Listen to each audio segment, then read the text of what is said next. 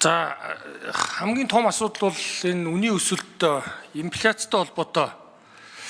Энэ дээр ер нь бие даас яг ямар бодлогыг ирэх хугацаанд хэрэгжүүлэх вэ? Одоо ер нь ингээд сумын түвшинд, хөдөө орон нутгийн түвшинд очиж байгаа бараа бүтээгдэхүүн үн бол одоо асар өндөр байгаа. Тэгээ энэ дээр ямар нэгэн хийгдсэн судалгаа байгаа юу? Энэ чиглэлээр ер нь ямар арга хэмжээ хийхээр төлөвлөсөн бэ? Тээвэр логистикээс болж гин үү? Эсвэл татвараас болж гин үү? Энэ дээр судалсан зүйл байна уу?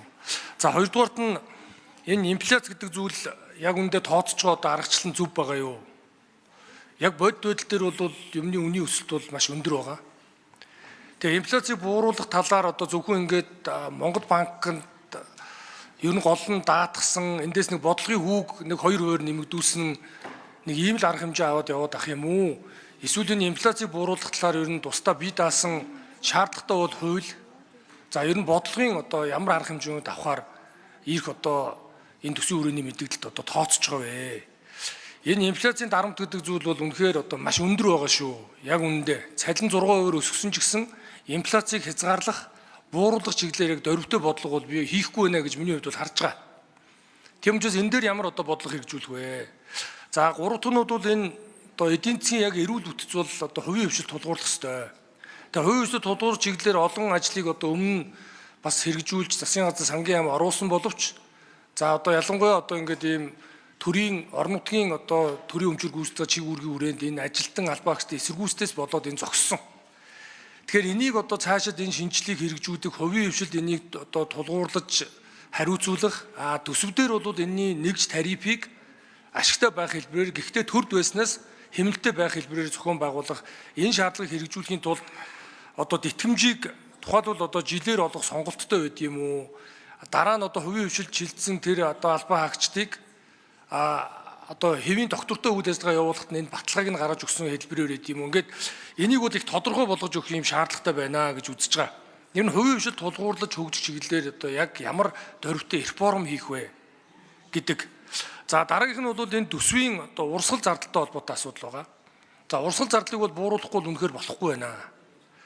Яг үндэ одоо татвар нийгмийн даатгалын одоо шинжилгээг хийж хэрэгжүүлнэ энийг бол зорж байгаа гэж одоо засгийн газар мэдэгдэж байгаа боловч энэ урсгал зардлыг үлэмж хэмжээгээр бууруулах энэ бодлогыг бол одоо зоригтой шинжилж хийхээс өөр арга байхгүй.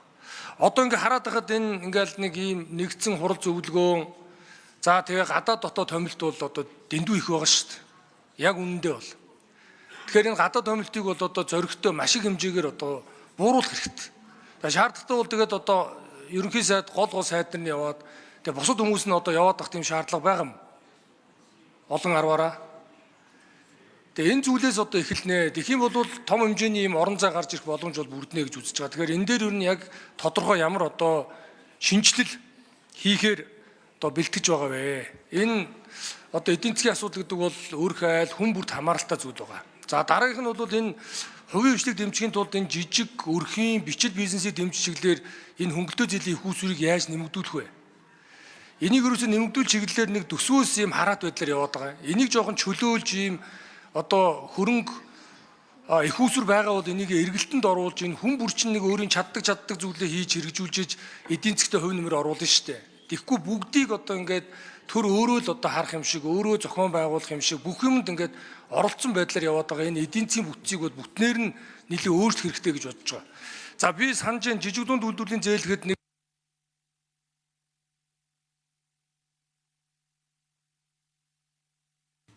Залуус намын ган төмөр сайд хариулт өгье.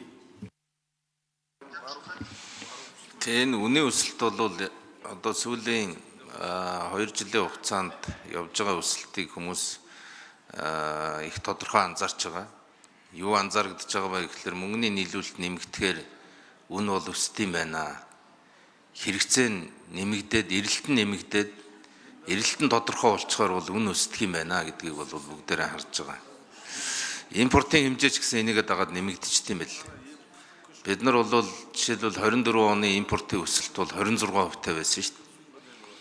Тэгээ 26% өсөлтийн импорттой улс одоо 25 онд бол 10% өсөлт байна уу гэж харж байгаа. Энээс бага хуваар импортыг бид нар одоо хязгаарлах тухайд бол онцгойлон бас бодлого барих учиртай. Ингэжээж бид нар үнийн өсөлтийг валютын ханшийн тогтвортой байдлыг бол цаашаа хадгалж явна. Жишээлбэл одоо дарханд ямар нэгэн байдлаар хүн болоод тодорхой яам тамгын газар очиход л тэнд байгаа орон сууцны үн өсчихөж байгаа шүү дээ. Ийм байдлаар энэ юу хэлж яах вэ гэхээр худалдаа авах чинь чадaltaа болох тусмал нөгөө талдаа бүтээгдэхүүнийхээ үнийг өсгöd байдаг нэг ийм зүйл байгаа. Ер нь бид нар яг ямар бараа хаанаас аваад Монгол улсад хэдээр зараад байгаа тухай бүрэн хэмжээний судалгаа хийж байгаа. Бүрэн хэмжээний судалгаа. Төсөв өөрөө яг энэ үнийг өсгөдөг гол хэрэгсэл болж байна гэдэг тантай бол санал нэг байна. Тийм учраас бол төсвийн худалдаа авалтыг хэрхэн тэр 1000 дахин 100 дахин өссөн үнээр биш хийх вэ гэдэг асуудал байна. Жишээлбэл маск 50 төгрөг байна. Ирээнд. Манад 500 төгрөг байна. 100 төгрөгөөр авсан маска манайхан 1000 төгрөгөөр шахаж байна. Эмнэлгийн ор тэнд ямар үнэтэй байна, манад ямар үнэтэй байна. Бүх харьцуултыг манай яам хийж байгаа. Тэгэхээр одоо төсвийн худалдаа авалтыг бид нар хэрхэн одоо хямд үнээр хийх вэ? Энэ худалдаа авалт хямд явах юм бол нөгөө эрэлт талынхаа зохицуултыг бид нар хийж чадах юм бол үнийн өсөлт бол доктортой байх. Ийм бололцоо бол байна. Тийм учраас урсгал зардлыг бууруулахдаа бид нар энэ үнийн зохицуулалт худалдаа авалтын хэлбэрээ харж иж дамын 8-8-аас салж иж хийнэ гэдэг ийм зорилтойгоор ажиллаж байгаа. Яг энэ хүрээндээ бид нар цахим засаглалаа илүү төгөлдржүүлнэ. Ингэж чадах юм бол бид нар төрийн албаныхаа тоог цөөлнө. За цөөлсөн төрийн албан хаагчид дээр хийх программыг та санал болгож байна. Энтэй санал нэг байна. Энэ дээр тодорхой програм хэрэгжүүлнэ. Дээр нь тэр жидүү зээл бид нар одоо энэ банкудаар зээл өгүүлээд тэрнийхэн хүү болоод даатгал дээр ажиллаж байгаа нь айгүй сайн хувилбар болсон. Маш сайн хувилбар энэ. Тийм учраас За болдын чухлан сангийн сайд нэмж хариулъя. За Батнасрын гишүүний асуултанд хариулъя. За ер нь гишүүний гаргаж байгаа зарчмын саналтай бол би 1000% санал нийлж байна. Монгол улсын төсвийн 75%-ийг нь урсгал зардал эзэлдэг. 25% нь одоо хөрөнгө оруулалт. Энэ 75%-ийн 60% нь тэтгэвэр тэтгэмж цалин халамж байдаг. Үлдсэн 15% нь л одоо үйл ажиллагааны зардал. За саяын таны ярьж байгаа гадаад томилтын зардал бол бүр бага 2.5%-ийг л эзэлдэг. Тэгэхээр бид урсгал зардал дээр дөрвтөө одоо хэмнэлт дөрвтөө өөрчлөлт хийгээвэл цалин тэтгэвэр тэтгэмж энэ халамж дээр л одоо дүн шинжилгээ хийж үүн дээр л бүтцийн өөрчлөлт хийх ёстой юм байна. Тэрнээс биш урсгал зардал дээр бид бүсээ чангалаад таны саяын хэлжсэн шиг зорж исэн шиг тийм дөрвтөө хэмнэлт гарахгүй юм байна. Нэгт за хоёрт үнийг яаж багасгах вэ гэхээр ийм байна. 2025 оны төсөв батлагдах үеэр дагсан тогтоол дээр засгийн газарт нэг үүрэг өгсөн байна.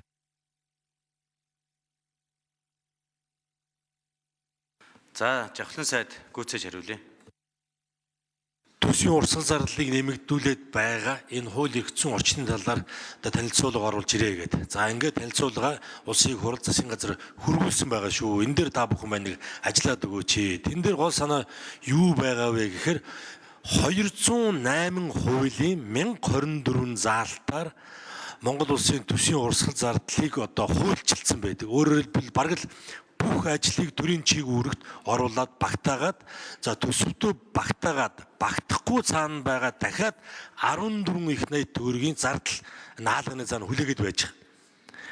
Тэгэхээр энэ бүгд дээр одоо дүн шинжилгээгээд үүн дээр бүтцийн өөрчлөлт хийж энэ урсгал зардлыг одоо хуулиар нь багасгаж иж бид нар төсөв дээр дөрвтөө өөрчлөлт хийж чаднаа.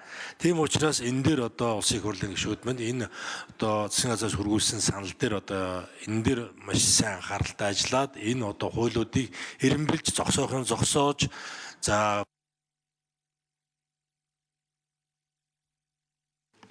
Бадамсрын гишүүн тодруулж сууя.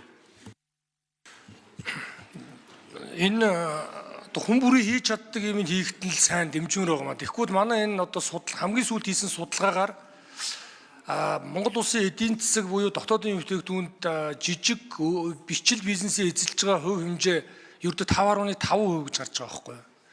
Гэтэл олон улсын дундаж бол 40 ба түүнээс дээш шүү.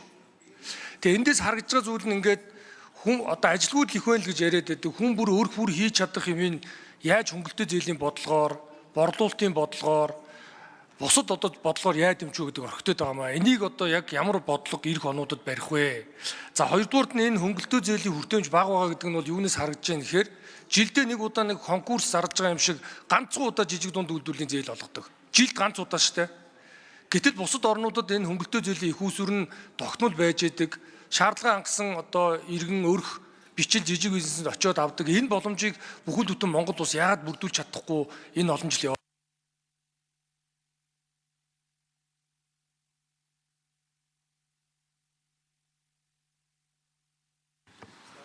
За, Лувсан Бямбагийн мөнх баясгалан гишүүн асуулт.